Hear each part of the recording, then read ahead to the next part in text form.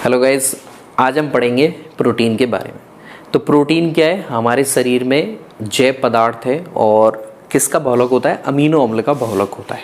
ठीक है, तो अगर हम श्वसन देखें तो श्वसन के टाइम पे सबसे पहले हमारे शरीर में ऊर्जा के स्रोत के रूप में यूज होता है कार्बोहाइड्रेट का, दूसरे नंबर पे वसा का प्रयोग होता है, और जब दोनों ही अवेलेबल नहीं होते हैं तो सबसे लास्ट में प्रोटीन का प्रयोग होता है। ठीक है, तो प्रोटीन किससे मिलके बना होता है? तो सबसे पहले आपको पता होना चाहिए प्रोटीन हमारे शरीर में संरचनात्मक घटक बनाता है।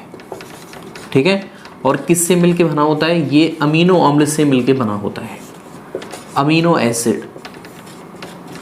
तो जब बहुत सारे अमीनो अम्ल मिल जाएंगे तब क्या बनाएंगे? आपके प्रोटीन बनाते हैं। ठीक है, तो प्रोटीन की संरचना किससे मिलके बनी है? अमीनो अम्ल से मिलके बनी है। अब अमीनो अम्ल, एक जो सामान्य अमीनो अम्ल है उसकी अगर हम स्ट्रक्चर देखें तो एक किरेल कार्बन होता है। ठीक है, ऐसा किरेल कार्बन क्या होता है? ऐसा कार्बन जिसकी चारों संयोजकताएं विषम परमाणुओं से पूरी होती हैं, यानी कि चारों संयोजकताओं पे अलग अलग परमाणु जुड़े होते हैं। ठीक है, तो ये आपका किरेल कार्बन है। इस पे एक तो आपके जुड़ जाएगा कार्बोक्सिलिक अम्ल, एक जुड़ जाएगा इस पे अमीनो समूह, एक जुड़ जाएगा इस पे आर समूह, और एक जुड़ जाएगा इस पे हाइड्रोजन समूह। आर में आपके कोई सभी, जैसे मैथिल ग्रुप है, अगर एक कार्बन का है, दो है तो एथिल ग्रुप है। ठीक है, तो इस तरह से सो ऑन चलता रहेगा। तो ये आपके एक बेसिक अमीनो अम्ल जो है सामान्य, उसकी संरचना है। और ये आपके कैसा है? ये किरेल कार्बन है।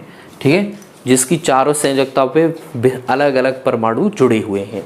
एक में आपके कौन सा है? NH2 समूह है, एक में कार्बोक्सिलिक समूह है, एक में आपके कौन सा है? R समूह है, एल्किल समूह, और एक में आपके हाइड्रोजन समूह है। ठीक है, अब क्या होता है, जैसे मान लीजिए एक विशिष्ट पॉइंट पे ये क्या शो करेगा? या तो ये शो करेगा अम्ल, जैसे H+ आयनों की अधिकता ज़्यादा होती है तो ये अम्लता प्रदर्शित करेगा। तो कैसे करेगा? देखिए NH3+ CrCOO-।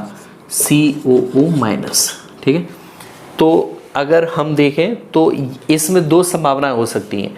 एक तो अगर H+ आयन इससे जुड़े तो ये क्या बना देगा? आपके NH3+, और अगर यहाँ से H+ ये मुक्त हो जाए। ठीक है, जैसे हम इसे जलीय विलयन में डालते हैं तो जलीय विलयन में आपके H+ होगा और OH- होगा। ठीक है, तो एक H+ इसके पास में आ जाए और OH वाला इसके साथ चला जाए।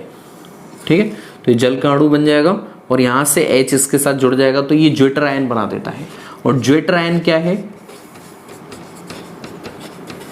ज्वेटर आयन जिसमें आपके उदासीन आपके अमीनो अम्ल है। उदासीन अमीनो अम्ल किस रूप में आपको देखने को मिलेगा? ज्वेटर आयन के रूप में मिलेगा, जिसमें आपके प्लस समूह भी है और ऋणात्मक समूह भी है, यानी कि वो उसे कैसा कर देगा? उदासीन कर देगा। ठीक है, इसी तरह से एक आपके आइसोइलेक्ट्रिक पॉइंट होता है, आइसोइलेक्ट्रिक पॉइंट। इस पॉइंट पर, ये ऐसा पॉइंट होता है विद्युत क्षेत्र का, अगर आप प्रवाह करोगे तो विद्युत क्षेत्र में इस पॉइंट पर आपके क्या नहीं करेगा? अमीनो अम्ल किसी भी एनोड की तरफ गति नहीं करेगा, किसी भी इलेक्ट्रोड की तरफ। ठीक है, क्योंकि यहाँ पे प्लस भी है और माइनस भी है, तो ये उदासीन हो गया है। अगर मान लीजिए यहाँ पे अम्लीय आपको माध्यम अगर अम्लीय रखा जाए तो अम्लीय माध्यम में क्या करेगा? ये NH3+ बनाएगा, C, और ये COOH, R और H। ठीक है, तो ये अम्लीय माध्यम में बना रहा है। अब ये कौन से, अगर इस पॉइंट पे अगर हम इसे इलेक्ट्रिक करंट प्रोवाइड करें तो ये कौन सी इलेक्ट्रोड की तरफ जाएगा? माइनस वाले की तरफ। अगर यहाँ पे हम क्षारीय माध्यम दे देते हैं, ठीक है, क्षारीय माध्यम के लिए यहाँ पे बना रहे हैं, अगर यहाँ पे क्षारीय माध्यम दे दिया जाए, ठीक है, तो क्षारीय माध्यम में क्या करेगा? ये NH2 एज इट इज रहेगा, CHR, और ये क्या कर देगा? COO-।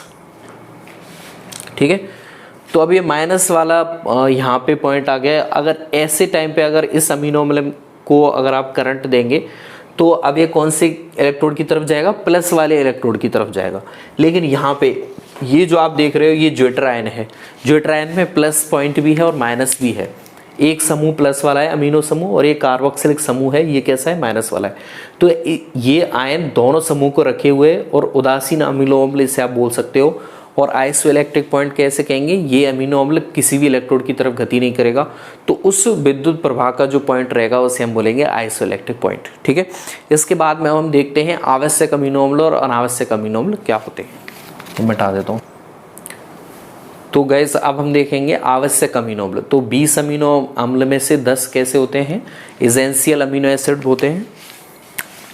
20 अमीनो एसिड्स होते हैं जो मनुष्य की बॉडी के लिए कैसे होते हैं, अति आवश्यक होते हैं, जिसमें से कुछ आवश्यक होते हैं, आवश्यक अमीनो एसिड जो 10 होते हैं संख्या में, और एक होता है आपके अनावश्यक अमीनो अम्ल। ठीक है, ये भी 10 होते हैं।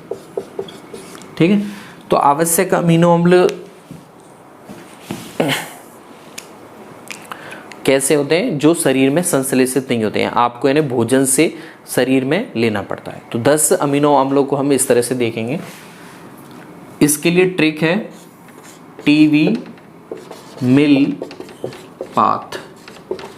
ये ट्रिक अगर आप याद कर लोगे तो आपको 10 आवश्यक अमीनो अम्ल जो एग्जाम में पूछे जाते हैं कई बार, वो आपको याद हो जाएंगे। ठीक है, तो इसके लिए ट्रिक हम यहाँ पे एक एक अमीनो अम्ल की जो पहला अक्षर है उससे ये ट्रिक बनाएंगे। इसमें देखिए टी यानी कि ट्रिप्टोफैन,